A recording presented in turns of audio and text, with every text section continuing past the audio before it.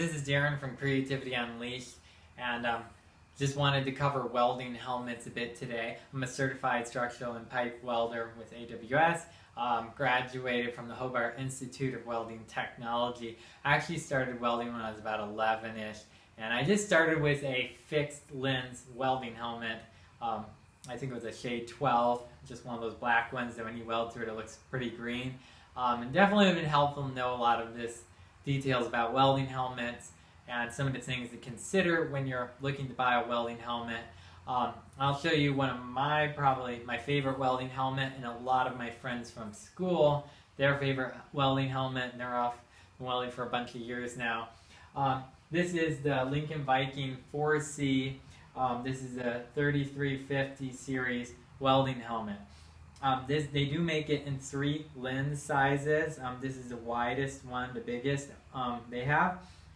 And it's great because it allows you, when you're in tight, weird spaces, even if the helmet's at a weird angle because you're trying to fit somewhere tight or whatnot, you usually can still see out and see what you're welding. It also gives you a bigger viewpoint when you're making a long weld, where you're going and also where you've come from, to keep your welds more consistent.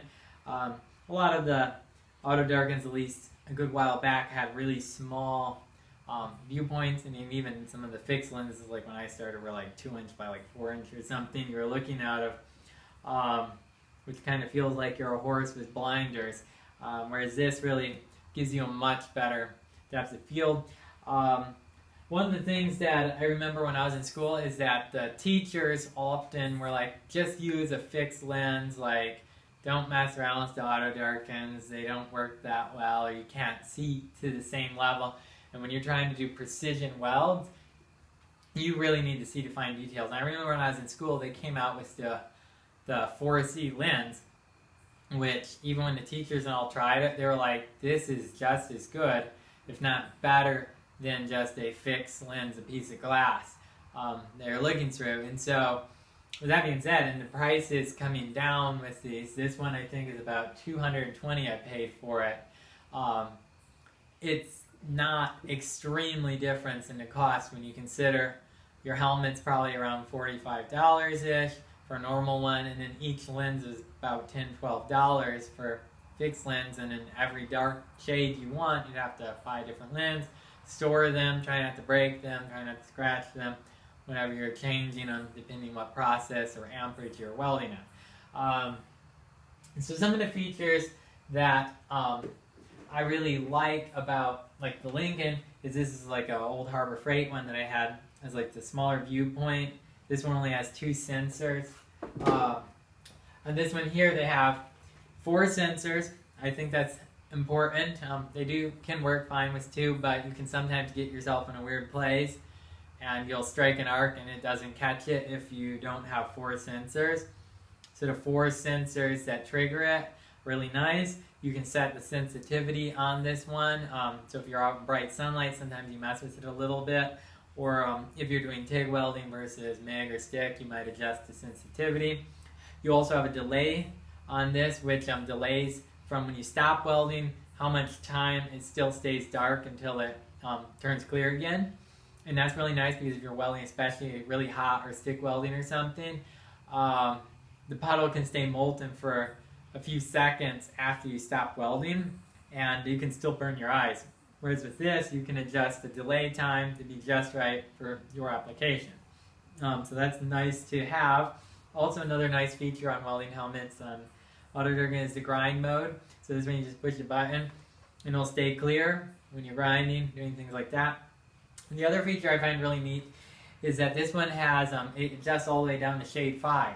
So if you're doing plasma cutting or oxyacetylene, that's like really handy because you can be seeing really clear. When you pull the trigger, you got a shade 5 lens, and then you're set for plasma cutting or oxyacetylene work, and you don't have to have separate goggles and all that. You just keep your safety glasses on, keep everything safe and good, and works really well, keeps the sparks off. The other thing to consider when you're getting a helmet is its weight. This one doesn't weigh much at all. It's really light, which is convenient.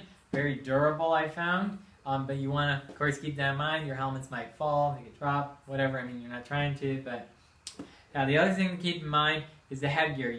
It's really nice when the headgear is very adjustable, so you can set like how close you are to the lens, the height of the helmet, how it sits in your head. Everyone's head's different. So this one's like fully adjustable on everything. The other thing I find really nice is when you put the helmet on, it's really easy to adjust and get really comfortable. You can wear this all day and experience almost no fatigue, especially once you're used to wearing a helmet. I mean, any helmet might experience a little bit when you're not used to carrying the extra weight on your neck and all, on your head. But I like that it has a really fine ratchet, like tightening system, and so that on some of them, you're either too loose or too tight and you can't quite get the right spot. This you can really fine tune how snug it is, or you can look around, look down, look up, all that. So when you're fixturing, getting things ready, your helmet's not like and driving you nuts, because I've had plenty of helmets that do that. And even though you can adjust the tightness and stuff, some of them just aren't balanced and weighted as well as they could be, and so they tend to be more annoying, whereas this is really easy when you're ready for it to just... And the other thing you notice, you can set where it sits. So that way you're always viewing it correctly, or you're able to see right in the middle, and it's not like sagging down onto your chin, which is really great for when you're using a respirator. I have a Miller respirator. I really love using these. I can wear these basically all day and not be very annoyed at all by them, whereas I've used some of the other ones and not so good, or they'll leak and you'll get like steam around by your eyes and on your safety glasses, and then you can't see anything and you're partly through a weld, and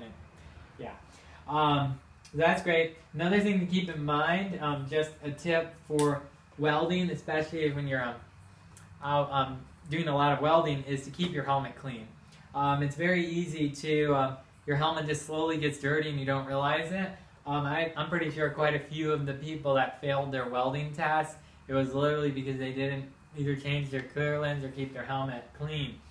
It's amazing how much of a difference having a good new clear lens is.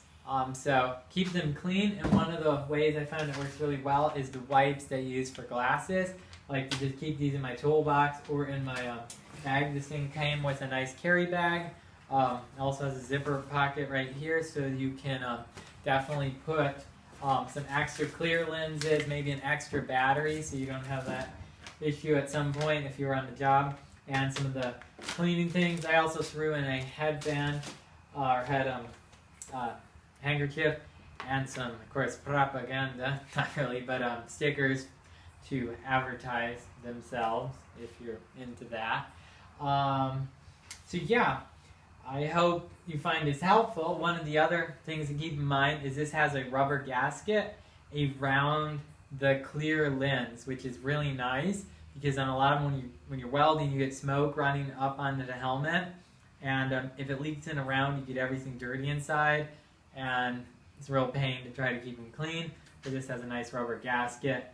Also, for changing the lenses, it's really convenient. It just pops and basically just lifts right out, and you can get to everything and close it up really well.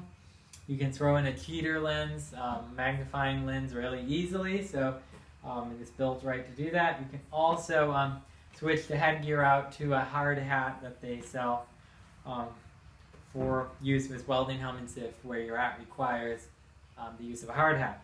So yeah, I hope this answered your question. Definitely my favorite welding helmet I've tried so far. I'll throw some links in to where you can get this.